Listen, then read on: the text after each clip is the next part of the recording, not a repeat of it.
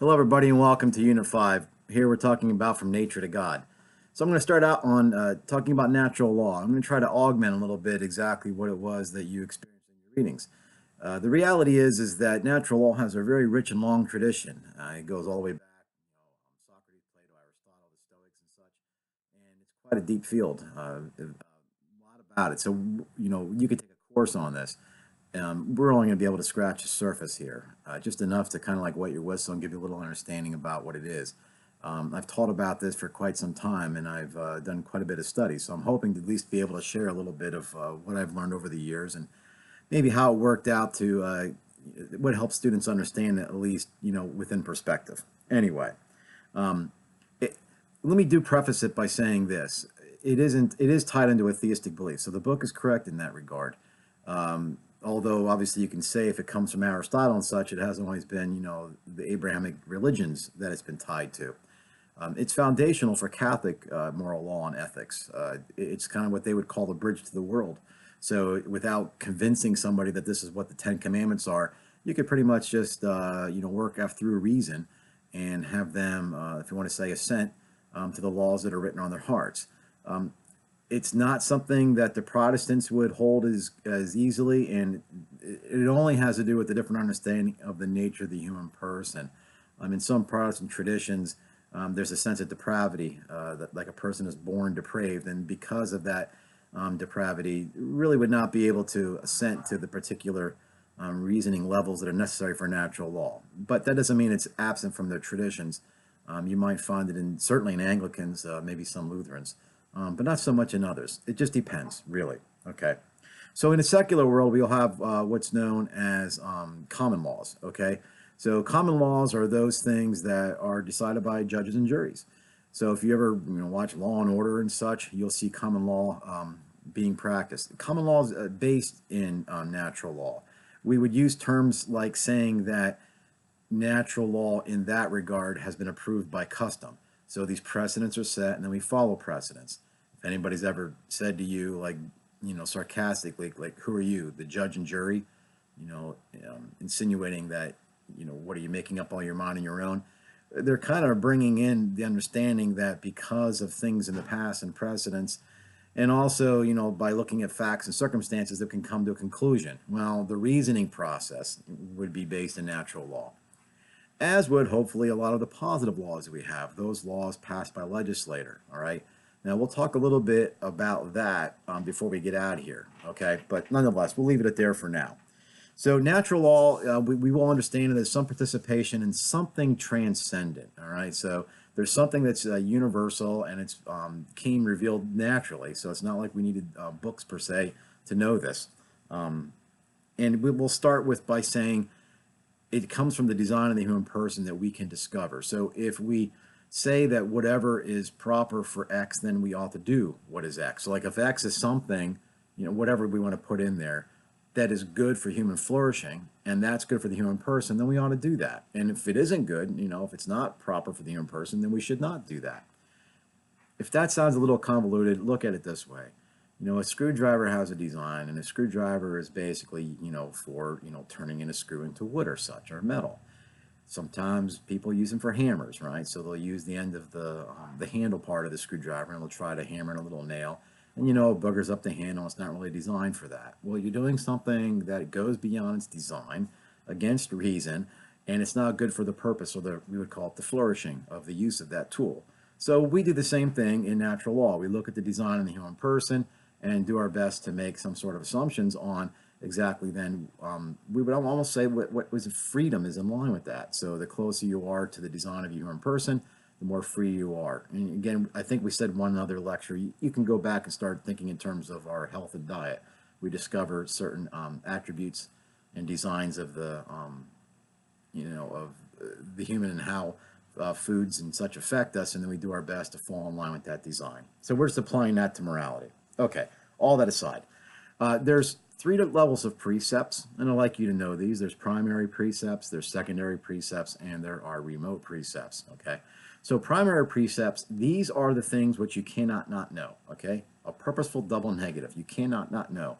The first one, there's other ways to frame it, but let me leave it simple. Do good and avoid evil, right? So you have the principle of beneficence, do good, and the principle of non-maleficence, don't do evil. Now, for those of you that are in a nursing program, this is paramount. You might have heard in the Hippocratic Oath when people would take that, first do no evil. That's the principle of non-maleficence. So you're to do good, treat these people with dignity and respect and such. Nobody needs to tell you that. We all should know that because we know that it's an affront to our dignity when those things are not carried out. The second principle would be that we are to search for a truth. Now, we all have a desire to search for this truth. And if that sounds a little vague, let's put it this way. Nobody likes to be lied to. If you think somebody's trying to lie to you or deceive you, you tend to kind of ask enough questions to seek out the truth. And nobody needs to tell us that. If even a little children who might, have chocolate chips all over their mouth and the cookie jar is empty and somebody says, did you steal the cookies? They'll say no when it's quite evident that they had. There's a desire there to tell the truth, and they know that there's something that they are doing to deceive you, so they'll do their best to hide their tracks. So nobody needs to tell us about that anyway. The third one is to preserve your life. So nobody really needs to say to you, like if somebody's holding you underwater, joking around, they're dunking you. If they hold you under too long, you fight to get up.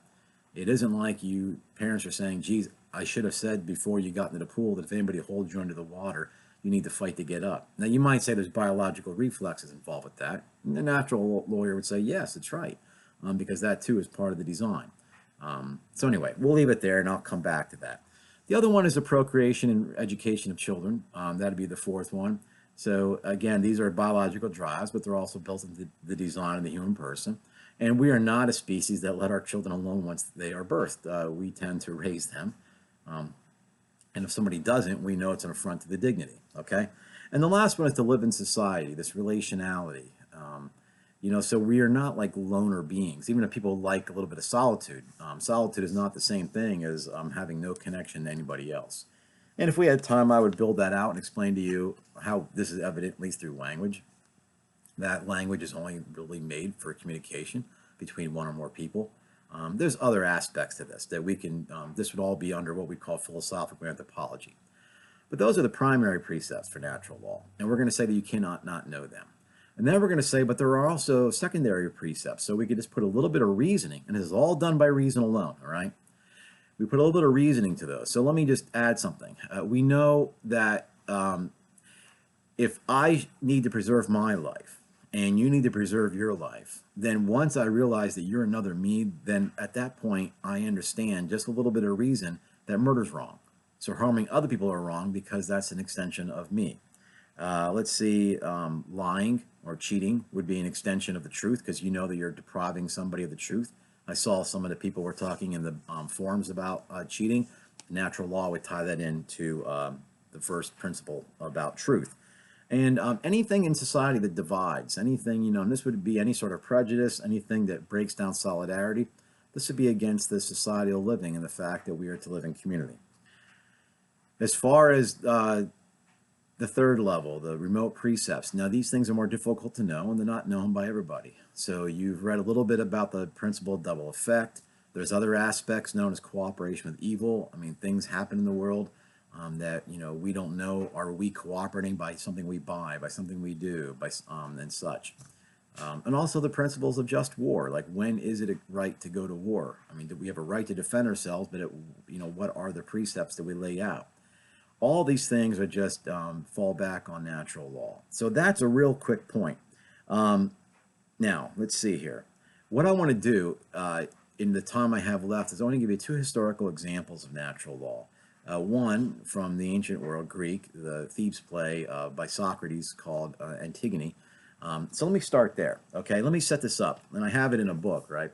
It's a classic play. So you have King Creon in Thebes and his son and there's two sons, and they are fighting on opposite sides. One's championing the king and his right to occupy the land, and Polynices is the other son who's fighting against him. Well, both these sons die in battle, actually at each other's hands. And Creon gives his son that championed his side, a hero's burial. And he decries in law that Polynices, his other son, shall be laid to rot in shame. and if anybody tries to bury him, then they will be put to death. Okay, so that's the law that he has standing. Now let me get to the book here and I'll read. His sisters, he has two sisters, but his one Antigone, she's intent on burying him, even though that she knows it'll cost his life. And she makes a natural law argument as to why she would do that. So listen, it was not Zeus who made this proclamation. In other words, the proclamation by Creon that nobody should bury him. He says, nor was it justice dwelling with the gods below who set in place such laws as these for humankind. Nor did I think your proclamations had such strength that, mortal as you are, you could outrun those laws that are the gods. They are unwritten and unshakable, so they're universal. Their laws are not for now or yesterday, but they live forever. No one knows where they first came to light. I was not going to pay the gods just penalty for breaking these, dreading the purpose of a mere man. I knew that I must die, how could I not, regardless of the proclamation you made. But if I die before my time, I count that as a profit. How can death not profit one who lives surrounded by so many evils as myself? For me, therefore, to meet this doom is equal to no grief at all. But if I had endured the son of my own mother or brother to be lying dead without a grave, that would have brought me grief. But I am not grieved by this, and if you think my present deeds are foolishness, then perhaps the one who calls me foolish is the fool. So she says, look, this is not, I understand that you made that law, but it goes against natural law, a law that we all know, a law that was declared him by Zeus. All right. The other example I want to give you is the most touching one, and the one I like the most, and there's others, but this is one. Martin Luther King Jr.'s letter from a Birmingham prison in 1963. So he was an upright man who wanted to follow the laws. So he was all for peaceful protest.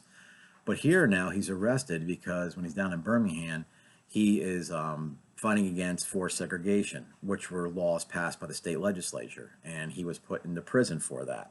While he was in prison, even some moderate, I guess like some moderate white clerics, I'm not sure what denomination they were, they had said that, you know, he should not have been protesting and stirring up the city like this.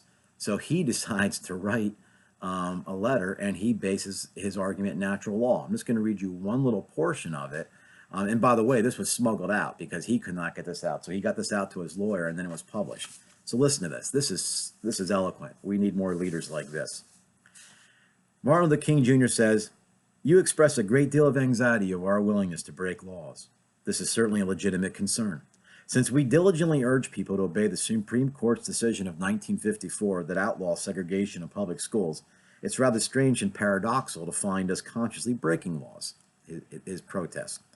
"One may well ask, how can you advocate breaking some laws and obeying others?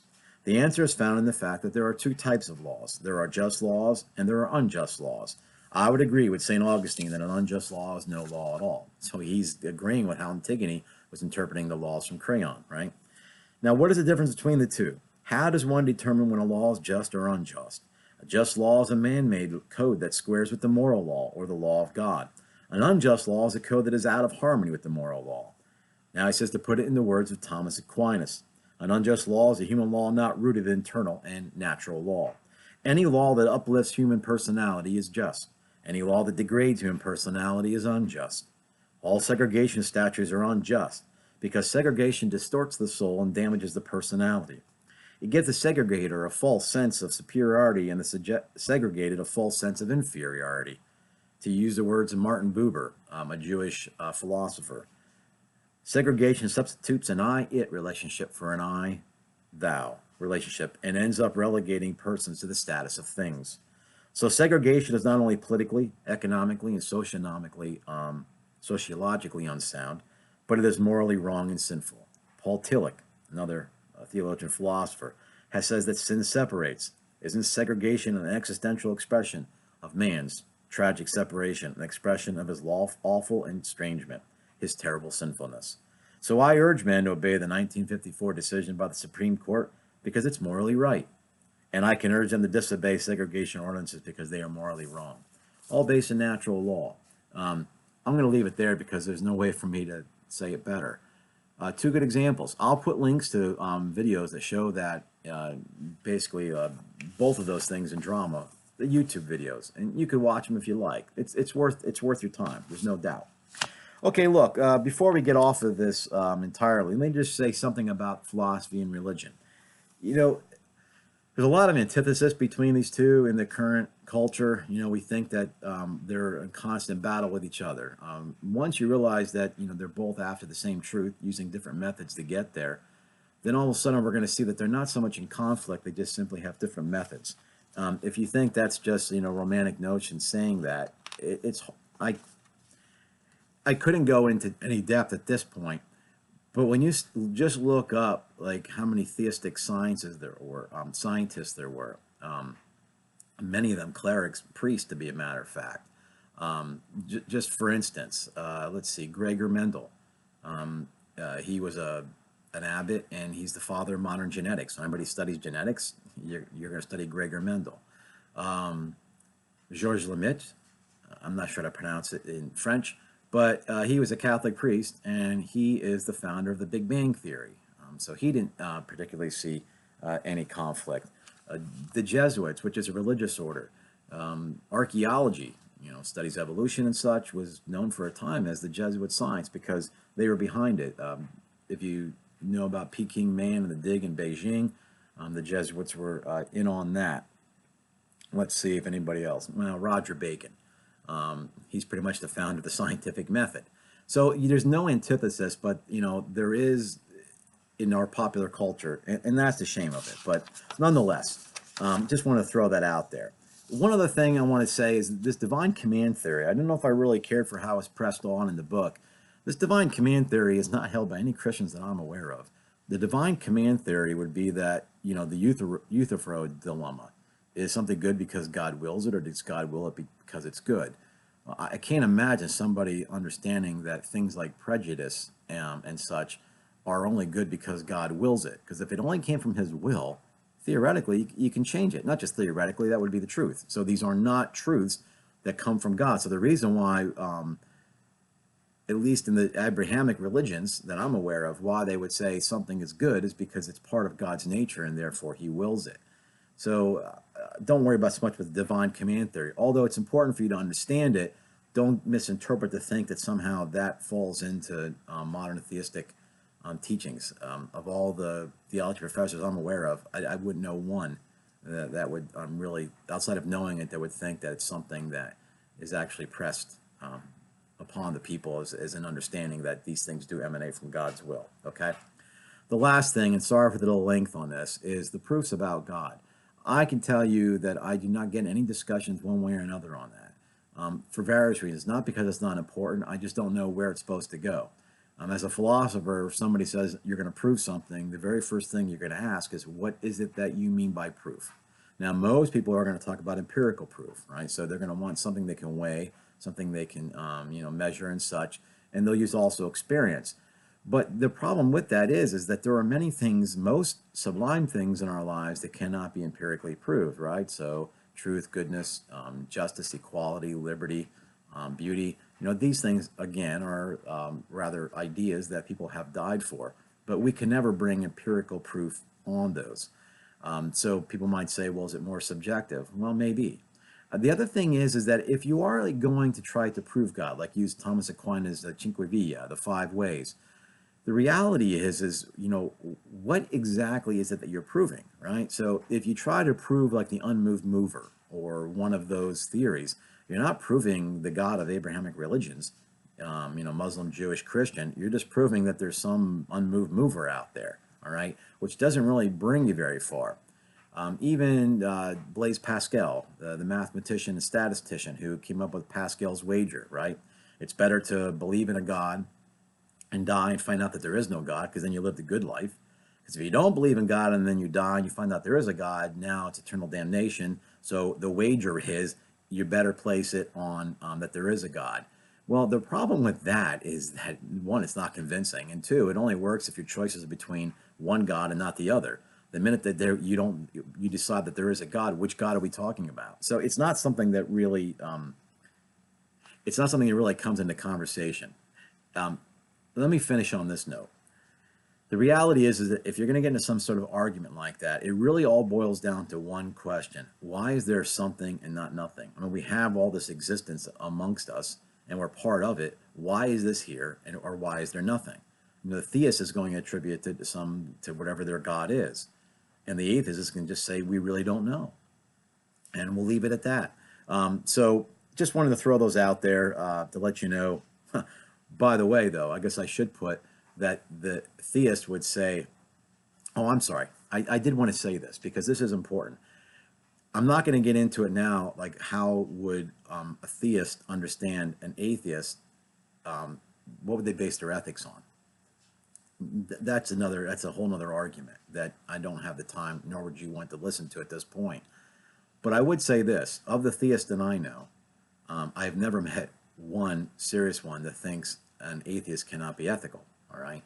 We can have discussions on perhaps where those ethics lie and how they have become part of the tradition, but that to say that even if a theist says that there's no ethics outside of some sort of deity, that's never to imply that those who do not accept any deity cannot live ethically, or we would not have started out with natural law. All right, I'll leave it there. Talk to you guys later.